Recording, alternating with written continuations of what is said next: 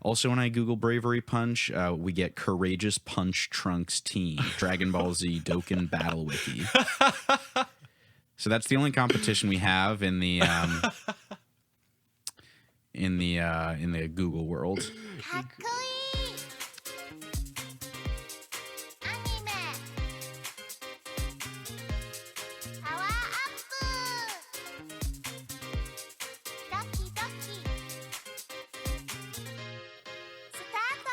Welcome to Bravery Punch, the Shonen show, where we find our family and our friends. I'm Kunai Kenny. I'm Doki Doki Duffy. And today we're going to be talking about found family in Shonen, maybe some One Piece reacts, and I was thinking maybe even a little bit of Kaguya.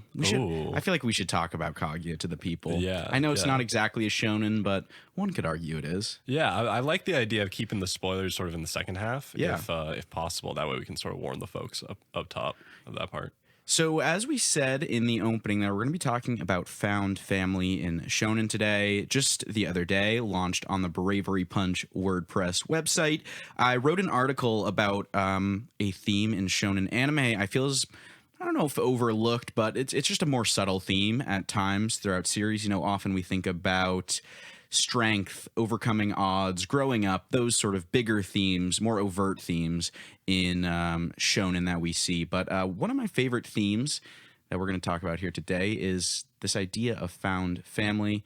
Do you want to define it, or I was gonna throw it to you to define it, but I want to touch on your underlooked part, because I wanted to jump in the studio today so badly, because I literally never thought about this as a theme across the genre, as you're going to talk about, and as you wrote in your post. It's super prevalent in like One Piece, but it's really prevalent in a lot of different shows if you break it down. And I'm really excited to talk about it, because I think it's a really cool, positive, unique thing that we can get from this like genre. So when I talk about found family, I mean those people who you don't share a blood relationship with. You haven't like grown up with these people necessarily in the same way that you do your immediate family, but rather they're your friends, mentors, these people who surround you in your life that give you the guidance that we typically think of receiving from a normal, I don't know, not normal, but a you know, what you may expect, like typical. Yeah, nuclear family, you know, that idea of, you know, mother, brother, sister, mother, kids, you know, whatever your family build is. I think this idea of found family just really opens it up, and it's just a positive message that we can get in Shonen, that some people are dealt poor hands when it comes to family, you know, and it is good to know that you can find your family and other people in your lives. And I think Shonen just exemplifies that so incredibly. Yeah, this is not something that's entirely unique to Shonen, but like as a genre, you really opened my eyes that it's kind of like throughout the genre, both overtly and not. So like, should we start with some examples maybe, or do we want to like... Yeah, I mean, I guess like just sort of the general idea when we talk about this in Shonen is like, main character is usually kind of outcast, loner, who, you know, does have maybe some people in their life that they look up to. But as the series goes on, they befriend so many other outcast, or, you know, not always outcast, but befriend other characters in the show, sort of building their wider circle, and their bonds just become kind of stronger and stronger as they adventure together, and they are just become, you know, I would say more than friends, but, you know, a family of sorts. Yeah, my gears are already turning, so if I might start jumping around rapidly here. We can skip around, but one thing I want to touch on is the sort of rival dynamic we've talked about a lot on the show already. Mm-hmm. If you look at people like Naruto and Sasuke, Bakugo and Deku, we've often thought like, why are these guys friends? Like, why would they still be friends after that? But maybe it's more than just a friendship. Maybe it's more like a brotherhood, like a brother type relationship, where you do argue and you do fight, but you know that you need to keep that person around because of what they bring. I don't know. That's an idea I just had right now. Yeah, it's sort of like the healthy competition that brothers share, like always wanting to sort of one up each other, but at the end of the day, just having the other person's back even though you have kind of these conflicting ideas of maybe how to get to where you want to go, but you're still kind of brothers or family in a sense at the end. I think that's a great point. One thing I want to say, thank you. One thing I want to say, if it's still not clicking what Kunai Kenny means by this idea of found family, if you've been a One Piece fan for any amount of time and you go on the internet, you watch YouTube, whatever, people talk about this word nakama, meaning more in Japanese than just friend. And Doki Doki Duffy's Japanese lesson of the day is that nakama does kind of mean friend or comrade. But when people talk about this, they're not talking about like the semantics of it. No one's out here like trying to argue Japanese definitions or whatever. They're really hitting at what you're talking about. They're hitting at this idea that Luffy's crewmates, in the example of One Piece, aren't just friends. They have a very special bond that was forged through hardship and through revelry. And it goes beyond just like, oh, he's my friend, we hang out sometimes. And so even though like, if you don't know what I mean by this nakama word, you can look up, I think ProZD has a funny video about it where he talks about Naruto and Sasuke like, no, you're my nakama. And it's funny, but it really gets to the core of that. The friendships we see among the main characters aren't just, oh yeah, we like to play video games sometimes. Oh yeah, we just hang out and chill. It's like if you think about the Straw Hats, it was going to be a big example for us. They live together and they do everything except until they get split up. But they live together and they just have a life together. A life. It goes beyond just what you think of as a typical friend. So that's what we're talking about here with found family. Yeah, there's so many examples in One Piece, so I think we can save that for a little bit later. But one I wanted to start with, I think, is Naruto, because I feel like sometimes we're a little hard on Naruto. One day we'll do a full Naruto episode here. But I think it does a really great job of setting up Naruto as kind of a loner and with that, no family at all, aside from a few people who kind of look over him in the village. He slowly grows and learns so much from the people around him and widens his circle. Like he's kind of a little rat when the series starts. Like, yes, he is, outcast and whatnot, but he gets into trouble. But as he learns kind of from, what's his first? I should know this. Iruka Sensei? Yeah, Iruka Sensei. After, learning from him and kind of taking examples from him, he, starts to mature. And as he matures, he surrounds himself with more people, eventually, having that dynamic with Sasuke.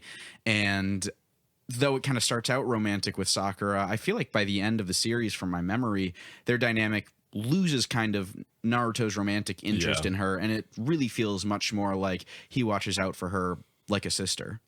Yeah. And it was this Naruto example when I was reading your post that really kind of drove the point home that this is a really common theme. Like I always knew Naruto was an orphan because he has the really touching scenes like midway through or whatever when he reunites with his parents. But I never saw it beyond that. I saw it as like he needs to overcome the loss of his parents and he reunites with them, end of that plot line.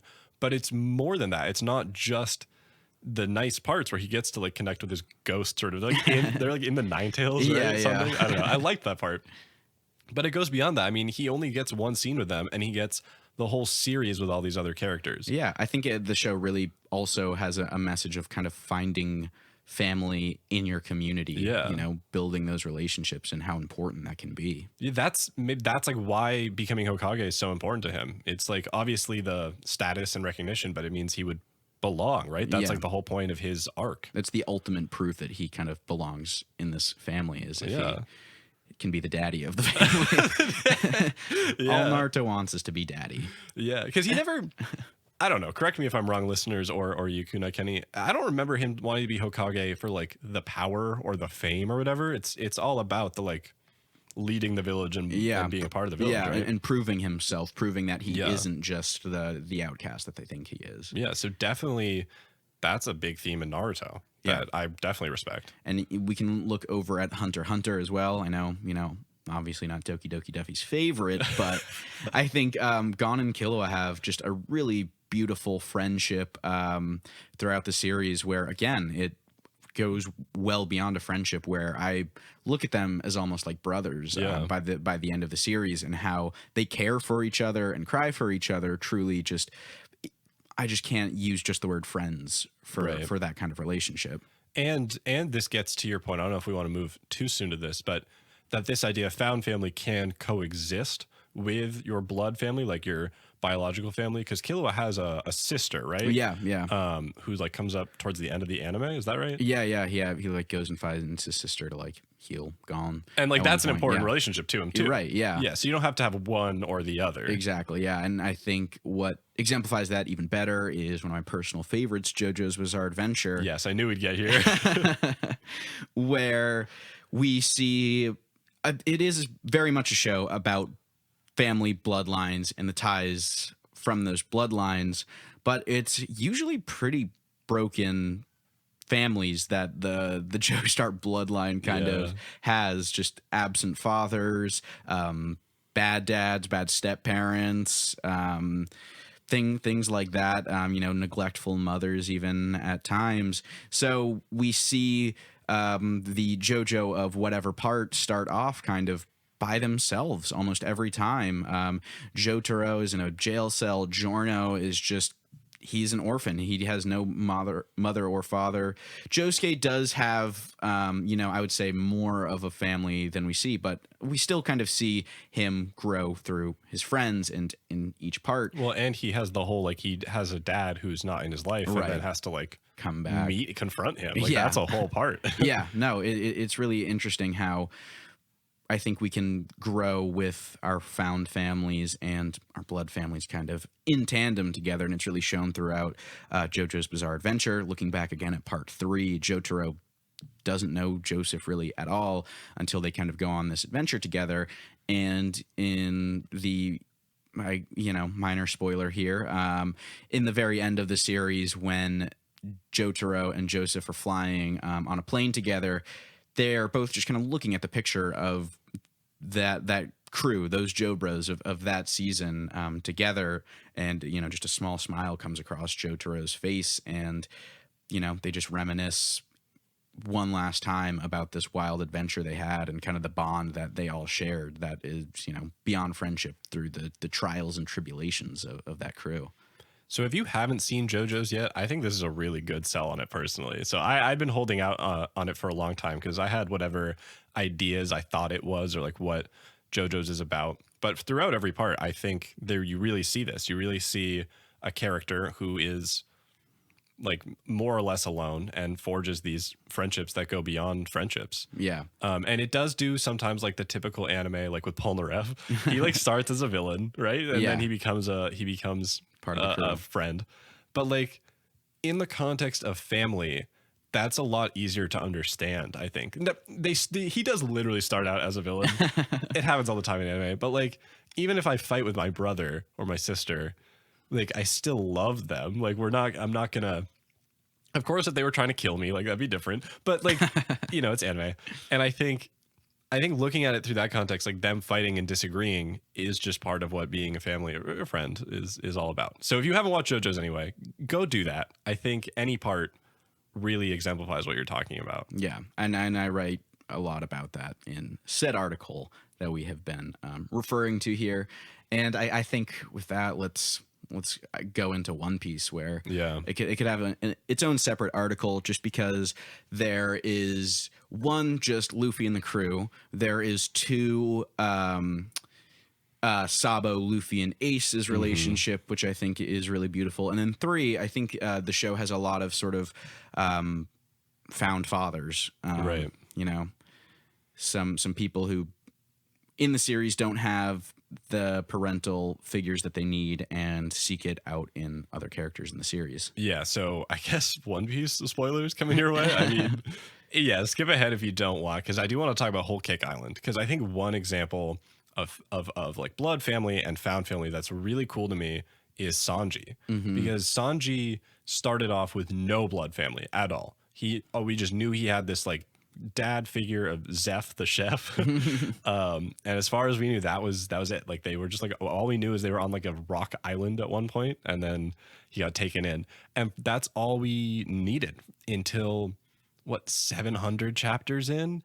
And then we learned that Sanji actually has this really broken Nazi family that's like he really needed to get away from, but he did have a caring mother who died, and it's a really touching story how all of Whole Cake Island is about Sanji like rejecting his past, but also learning that it doesn't have to define him, and that he does have this family with Luffy. And that's why the scene with Luffy and Sanji, the Luffy versus Sanji, like air quotes, fight in that part is so touching, because it's Sanji trying to reconcile his like blood family obligations and his like chosen family that he wants to be with, and thinking he can't have it both ways. And it's so good. It's incredible. Yeah, he has to kind of decide in the end who he wants his family to be. And I like that, because I think we are so often fed this idea that, you know, always forgive your family, always forgive your family. No matter what, you can forgive your family, but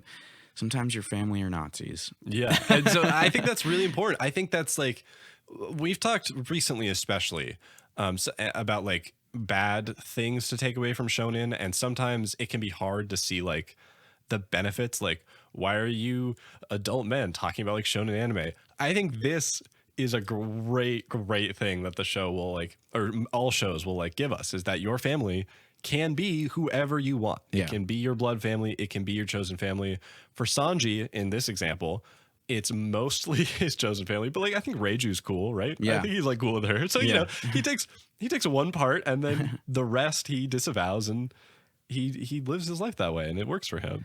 Other characters that have, I think, really powerful dynamics like this are obviously my boy Tony Chopper, Dr. I can never pronounce it, like hear you. I have no idea.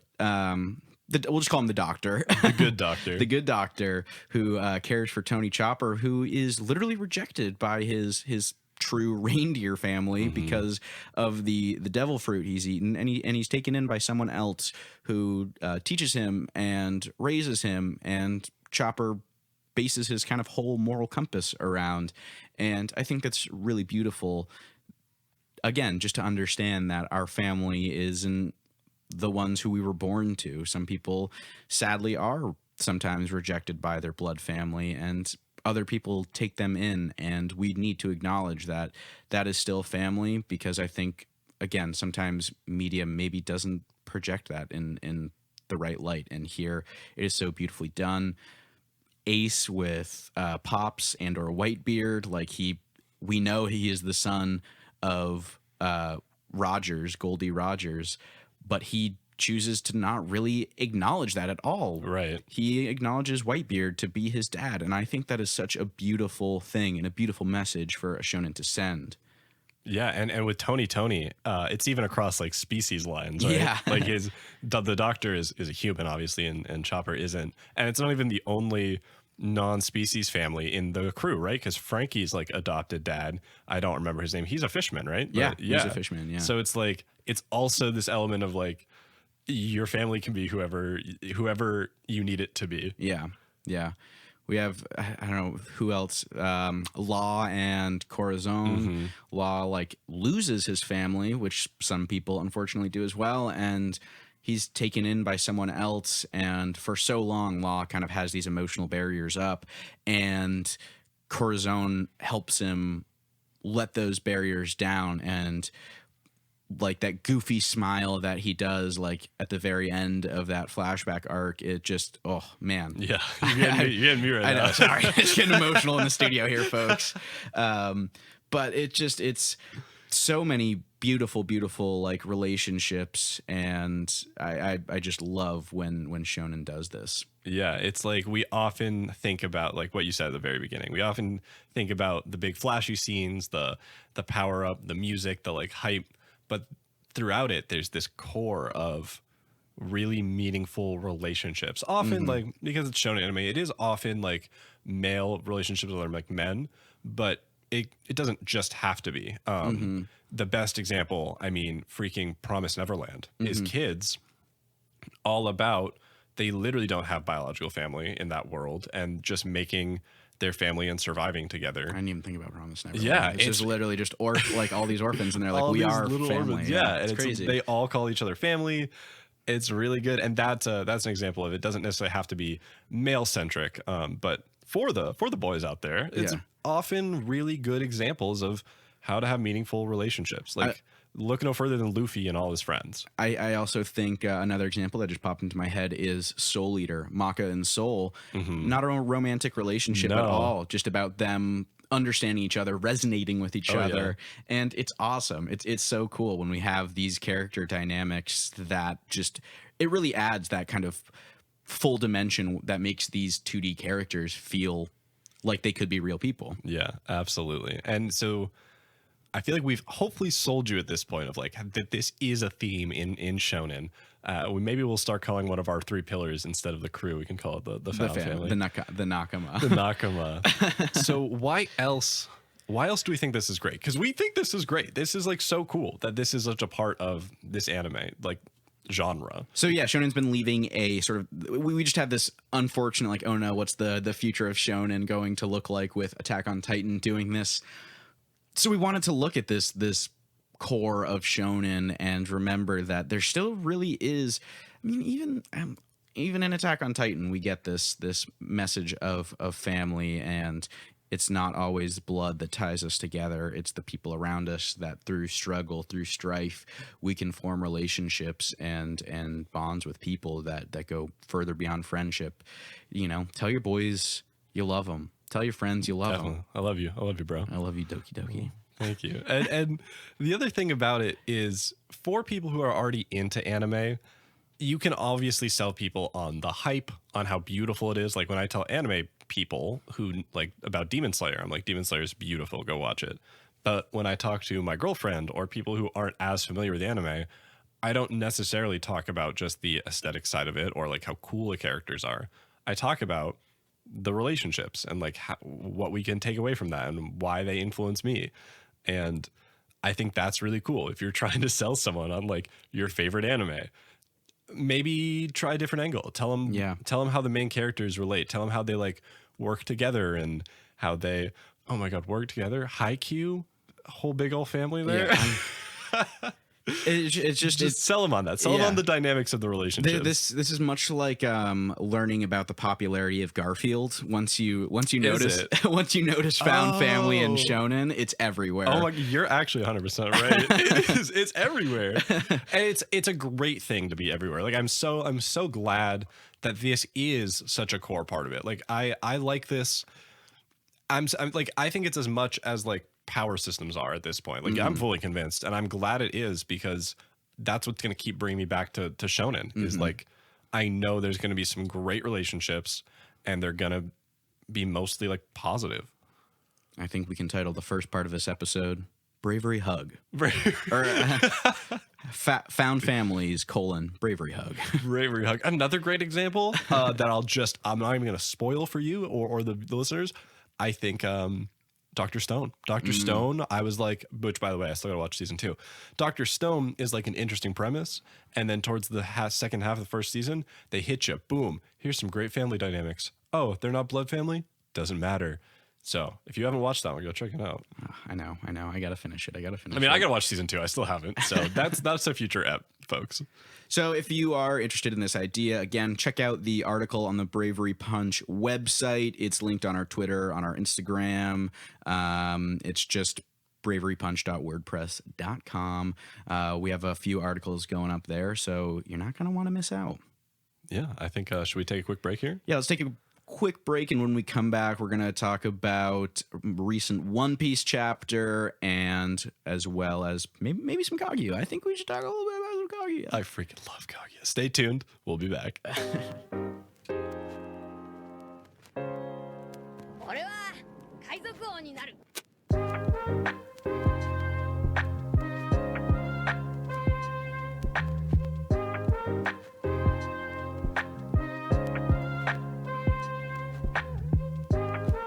If you like Bravery Punch, you can find us anywhere you listen to podcasts. You can also find us on Twitter at Bravery Punch, on WordPress at braverypunch.wordpress.com. And we now have a Patreon. So thank you to all of those who are supporting us on Patreon. You can find us at patreon.com/braverypunch.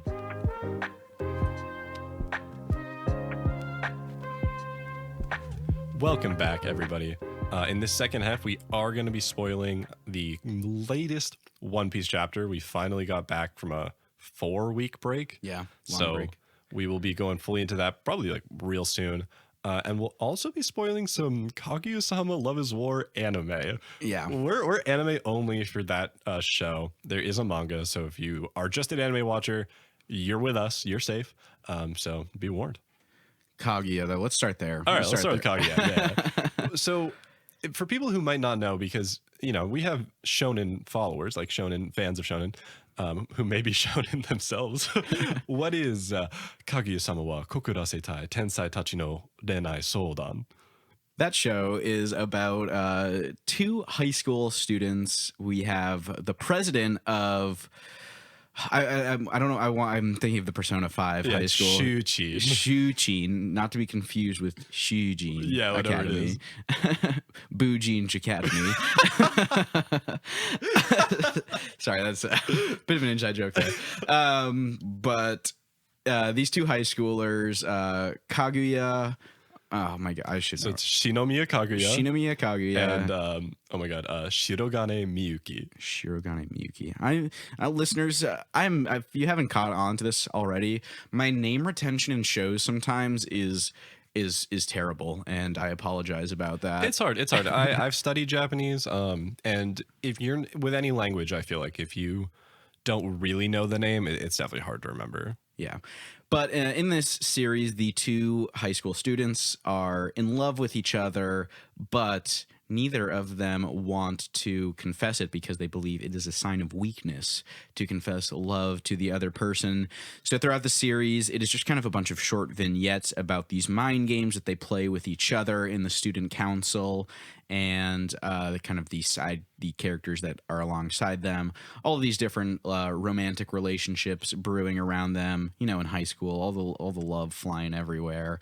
And it's genuinely the funniest anime I have ever seen. I haven't watched a ton of comedy anime, granted, but I've found some of the ones I watch, I will have kind of the classic just sort of nose puff will be that's all I'll give it.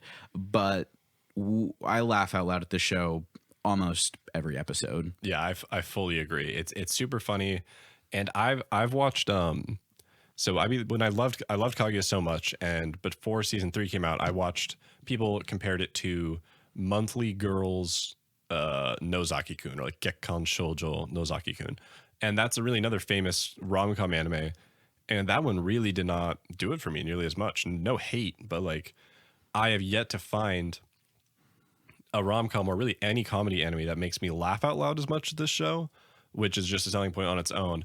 But then, I mean, I don't know if you planned this, but it fits well into the first half of this episode because the character relationships are also really strong. Mm-hmm. It's not quite like a family necessarily, but we have really interesting romantic dynamics, of course, but then also friendships, like boy friendships, girl, and boy. Like there's a broad spectrum of friendships that I feel like you don't see a lot in anime, period. And it really makes it enjoyable to watch the characters. And for everyone who's listening who is a shonen fan who's like, okay, why are we talking about like a rom-com right now on what is quoted as the shonen show? Hey, well, we're now listed as anime and anime adjacent, so we're covered here. This is really I think the first romantic and comedy anime that I've really delved into, that I've really enjoyed. And it does have Super Eye Patch Wolf has a video on this, hopefully future friend of the podcast, called Non-Battle Battle Animes. And this really is an action-packed romantic anime, which I think is so fun. The animation style is like, there's a lot of just kind of quick cuts, and it does that thing where sometimes all of a sudden it'll be like JoJo's animation on the character's face, or it does a lot of chibi stuff. It's just really fast paced in this really exciting way. In a word, it's frenetic. Yeah. Like if you blink, you miss stuff. Yeah. Like a lot of rewatch value in just kind of some small things, because in the background there's so much stuff happening, and it's just a really exciting show to watch. So, well, can I jump in on the exciting part? Yeah. Because if you're a hype junkie, like you're the kind of person who watches Demon Slayer just like freak out, watches Haikyuu. I was saying this to you the other day. This is one of two animes, however you want to say, that has made me and you probably is probably only two that made us like jump out of our seats, stand and like cheer. Yeah. Like I know that sounds fake, listeners, but it's literally not. Like we didn't record it or anything. No, yeah. But it's this show and it's Haikyuu. Haikyuu, yeah. During some of the sports scenes, like we were just cheering. Like Haikyuu just makes you a sports fan, and then this makes you want characters to kiss more than you've ever wanted characters to kiss before. Yes, nothing like two 25-year-old men talking about high school and you really want them to smooch. Like it really, and so the hype is there. Like, and I mean, I guess slight the spoiler for season 3. Like it rewards you. Like, oh my gosh, it feels like build. It feels like you're gonna get dragged along forever, but there is reward, and it is so worth it. Yeah. I really can't recommend this show enough. If you are like a Shonen fan, I think you will get something out of this. It's amazing. It's so good. Please watch it. And because the excitement, the sheer joy I think we both felt at this season finale in season 3 was a top anime moment, I think, for me to date. And then one other thing I want to point out, absolutely, I absolutely agree. I cannot wait for more. The other thing I really like about this show, we often talk about like the messages we can take away. Like we are obviously adult anime fans here, and it's like, what can we take away from these shows? Like what value do they have beyond the entertainment? And I think Kaguya actually does have a lot, especially with the boy characters. Yeah, I think there's some great examples of positive masculinity in this show when it comes to Ishigami and when it comes to Miyuki. Yeah, because Miyuki, I mean, he like people on the internet call him like Chad Ogane instead of Shiro Ogane, because he's just like really hardworking. He's very industrious. He's a little bit like unattainable. So because he's like, the reason he's always tired is because he's working. Always studying. Yeah. So that's like obviously that's hard. That's like not quite attainable. But Ishigami's my boy. Yeah, I was gonna bring that up too. He kind of has a whole episode about him, and it's truly like. I think I cried at that episode. Yeah. It's incredible. It's you know a great depiction of what high school is like. I think in a really genuine way. Like so much of the show is obviously like over dramatized, really wacky, really crazy. Like there is no high school like this. The budget of this high school is absolutely bonkies. Yeah. But that episode with Ishigami is really, really beautiful and captures mental health, I think, in a really fantastic way. And he starts out like a lot of you like might have, like I did. Like I was a kind of quiet, weird anime nerd at one point, and Ishigami starts that way. He starts as kind of a recluse, but the show does something really well that shonen often do, and he progresses and he grows. And it's not through battles necessarily, but we see him throughout all 3 seasons so far grow in a really positive way and push himself to talk to more people, to talk to girls, to talk to his friends. And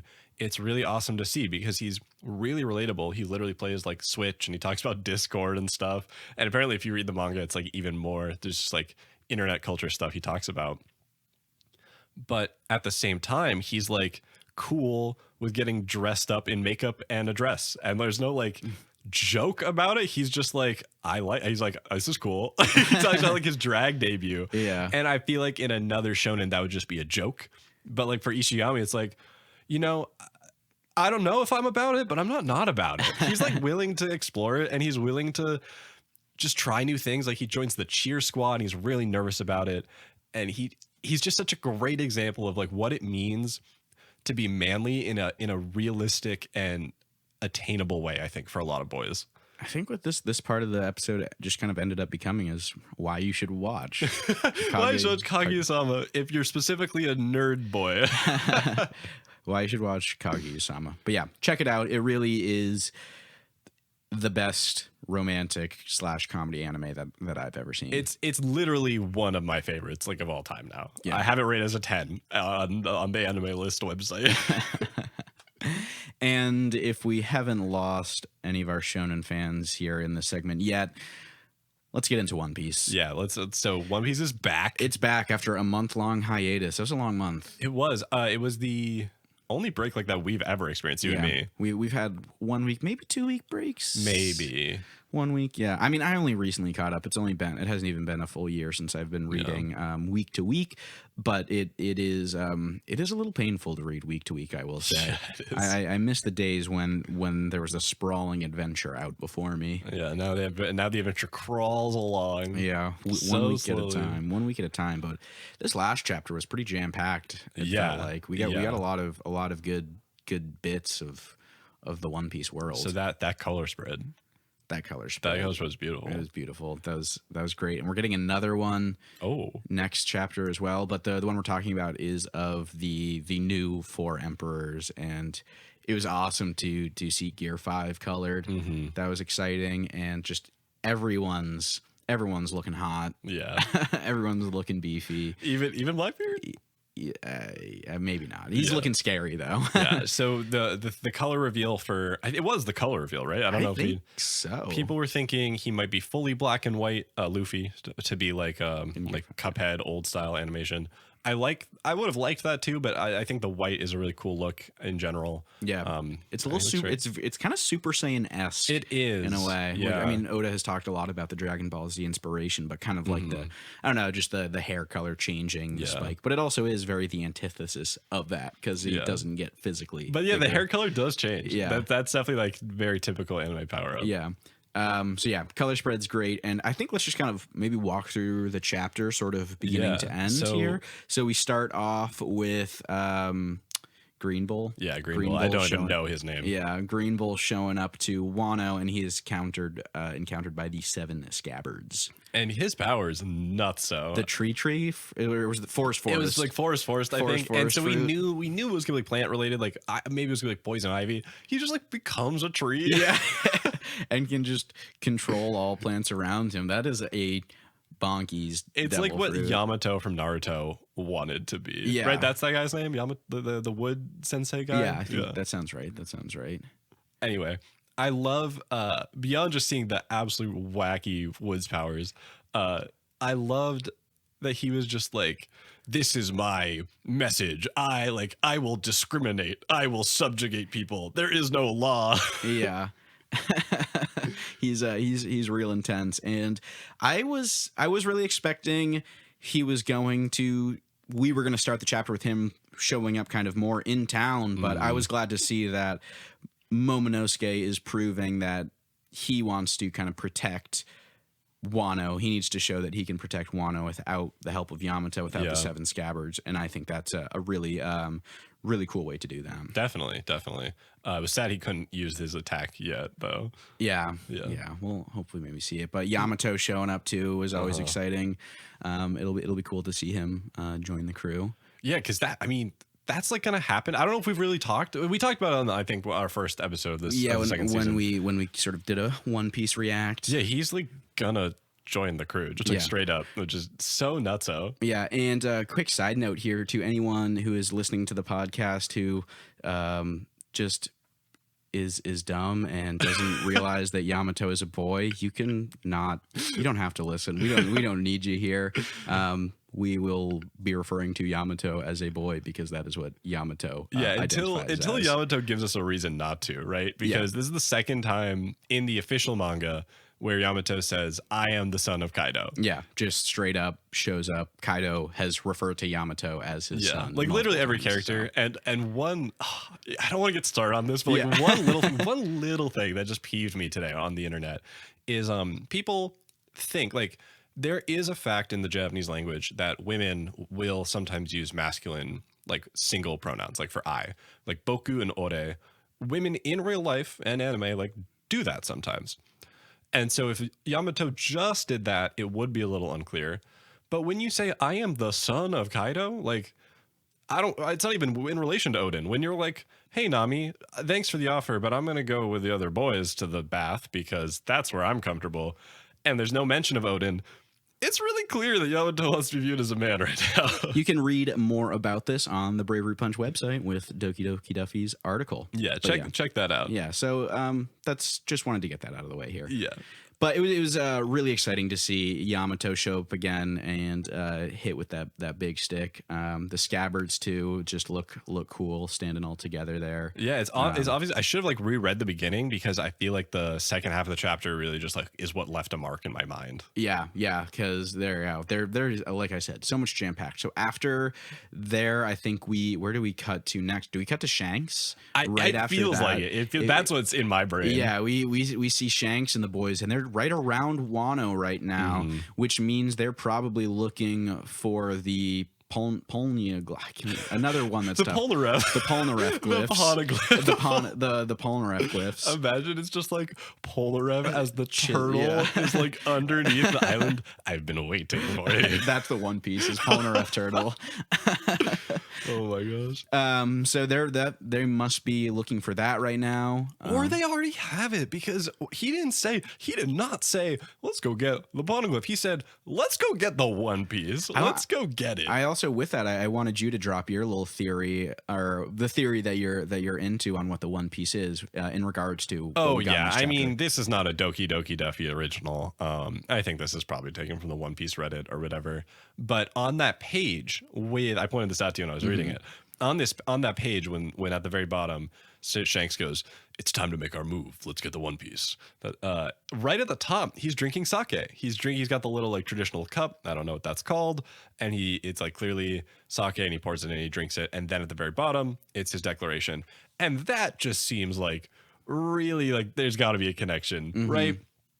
But Shanks he might know what the One Piece is based on if Roger's crew told him, but he didn't go and see it. So I don't know, but I do think that's an interesting theory. But yeah, I think it's literally like sake or an alcohol or like some kind of magic drink that makes everybody friends, because that'd be cool.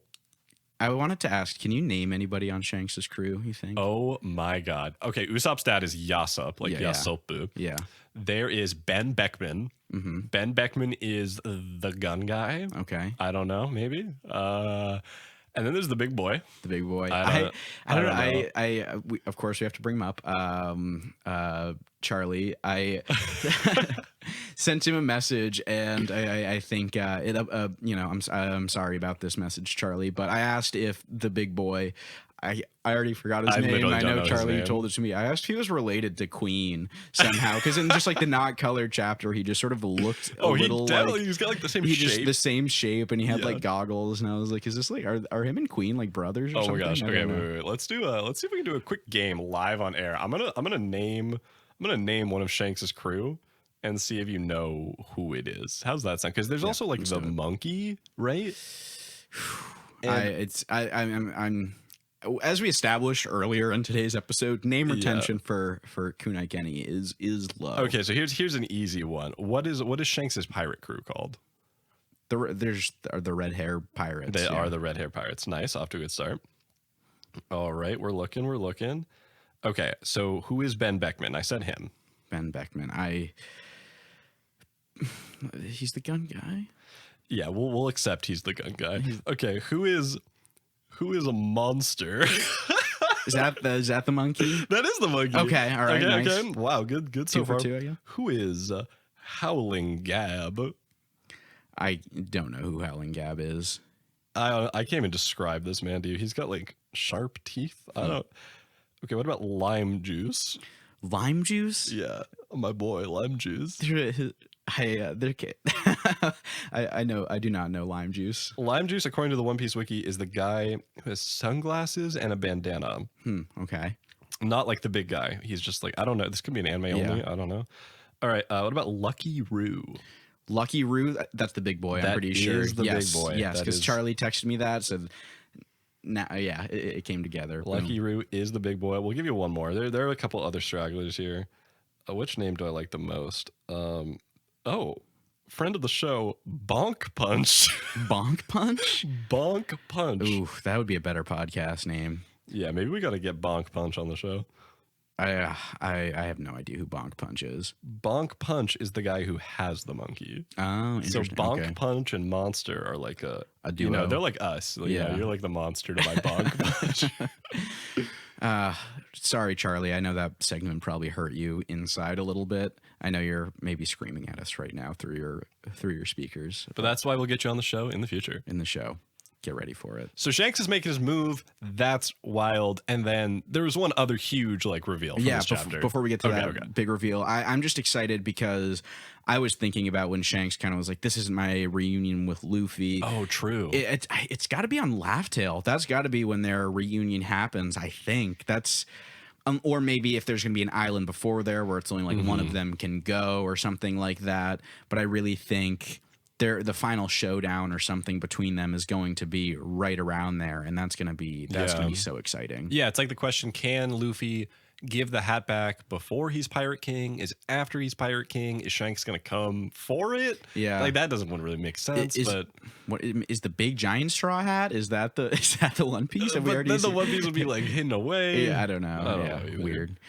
We're going to be learning so much in these next every chapters. It seems like from what that message Oda released, it sounds like hopefully maybe each chapter we're going to be starting to get a lot of chunks of. But he's kind of done this before. Yeah. He has kind of said oh, the Reverie is going to be so much info, and then it was it felt like a tease. I always want more world building. But we did get some Reverie info this chapter, which has been long awaited because. Probably for you at least, even probably a year ago, a long time, year and a half, who knows? We knew something happened with Sabo at the Reverie, and we didn't know. We didn't know if he was killed, captured, but he did the killing. He did. So according to what the government wants you to believe, he did the killing of Cobra.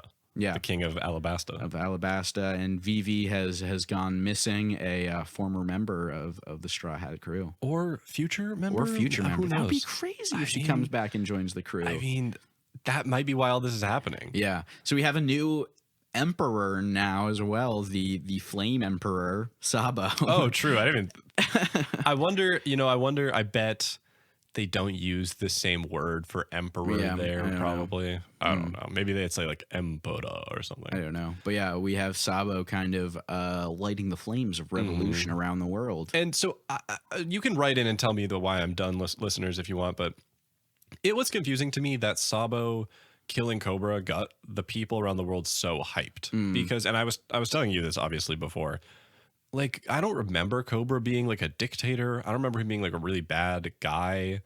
And I guess I may have wrongly thought that the people, the general world population, wouldn't care so much about a celestial dragon going down or a ancestor, whatever, a part of that family going down. Because I just thought if someone like Walpole died or Don Quixote or I guess Doflamingo is what people call him. If one of those really bad dudes went down, I'd get it. I would rejoice. But I don't remember Cobra being all that bad. Maybe too. It's partially. I mean, I know we had the time skip, but Crocodile painted a bad picture of him. Maybe that's true. Lingered in people's minds. But I think it's really just sort of this idea of tyrants coming down, this idea of revolution and freedom and massive changes in the world government that are getting people fired up, because it is, an ancestor of this sort of dynasty that has reigned in the One Piece world for as long as we know, before the secret history. So who knows? I think that is why people are getting jazzed up about Sabo and his revolution. Yeah, that makes sense. That's enough for me. And it also makes me wonder too: are we going to see kind of conflicting things emerge between Sabo and Luffy here with different types of revolution? Because Luffy is Joy Boy, who's all about kind of freeing people with laughter. As far as we know, Luffy never really kills anybody. Right. I don't know if Kaido and Big Mom melted in, I think they're probably in magma. fine. I don't know. We haven't seen anything from that. But Luffy has never killed anybody in order to bring a revolution into a place. So I'm curious to see, are Dragon and Luffy / Sabo and Luffy going to have a showdown? Is Sabo going to have to decide, does he want to a dragon in his idea of revolution, or does he want to join Luffy in his idea? Well, I think before we can even go to that question, it's going to be did Sabo actually kill Cobra? Is Cobra dead? I didn't think so. You seem to think so. Our friend of the show seems to think so. I mean, I might be stupid. I'm not fully convinced Cobra's Hondo P dead. But if he is dead, did Sabo really kill him? Or is this like a world government framing him? But then why would they frame him? Because it's riling the people up. There's a lot going on. Yeah. It was really exciting. Yeah. Some more questions even raised this late. Yeah, and you know what's next chapter is we're not gonna get any answers to it. Yeah. And that's okay. So keep us reading. It's just gonna be the crew chilling on the boat. That would actually be amazing. Yeah, that would be really I nice. would like I can't Yamato. wait What for if that. like Yamato and Carrot are just there? Yeah. And there's no mention. It's just like there's on the They're crew just now. part of the crew. Yeah. That'd be wild. Hashtag justice for Carrot. So I think have we hit everything that has happened in this chapter? We have Green Bull confrontation, we have Shanks and crew, we have kind of the world government revelation. I mean, seeing the newspaper. Is there any other big story beats that we're missing? That's what I here? remember. I didn't take any notes, but I can fill for time here while you're looking. We can cut this out if we cut need. This next bit here, but I'm just going to look up the chapter and do a quick scroll through of it to make sure we didn't miss anything. But do you have any other notes on it you want to? No, I didn't write down any notes. I didn't really. Plan. Either. This is a really raw session. A really raw sesh. Any other takeaways, things you remember from this chapter? Perona is best girl. That's in this chapter and all chapters. Perona and Straw Hats win. Oh, if only. So I think that's gonna really do it for our One Piece chapter reacts. One day we'll tackle the beast of dedicating a full episode to One Piece, and we will have the aforementioned Charlie join us. But I think this is the first time we've actually done like a current chapter reaction / discussion. So if you like this kind of thing, let us know. Yeah, it's fun for us to do. Yeah, we're really kind of changing up the format of Bravery Punch the past couple episodes here, as I'm sure you've noticed. So if there's anything you want to hear us talk about, let us know in the comments. Let us know how you're enjoying the new style of episodes here, because we're just, I don't know, we've just kind of been hopping in the studio whenever we have something we want to chat about. So drop a comment, let us know if there's any themes, topics, characters, relationships in Shonen you want us to talk about, or any other random shows that aren't Shonen. And you can tell us these things on Twitter at Bravery Punch. You can email us punchbravely@gmail.com, or on Instagram at Bravery Punch as well, or on our website, braverypunch.wordpress.com. There is kind of a contact us thing at the bottom of the website. So a lot of ways you can get in touch with us. Let us know what you think. Look forward to hearing from you. How did today's episode deliver on the punch scale, Doki Doki? Oh, well, this was a fun punch. We had some fun.